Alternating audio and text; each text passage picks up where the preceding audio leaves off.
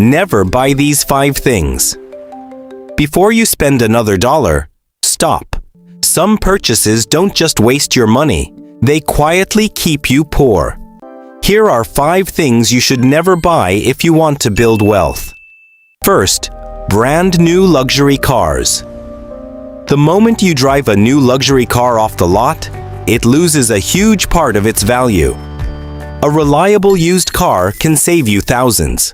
Second, the latest phone every year. Most new phones offer only small upgrades. Keeping your phone for an extra year or two can save hundreds of dollars. Third, expensive designer clothes. Looking rich is not the same as being rich. Many wealthy people wear simple, high-quality clothes instead of expensive brands.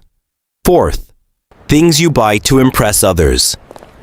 If you're buying something just to show off, you're paying for other people's opinions. Real wealth doesn't need to be displayed. Fifth, anything you can't afford. If you need debt just to buy it, think twice.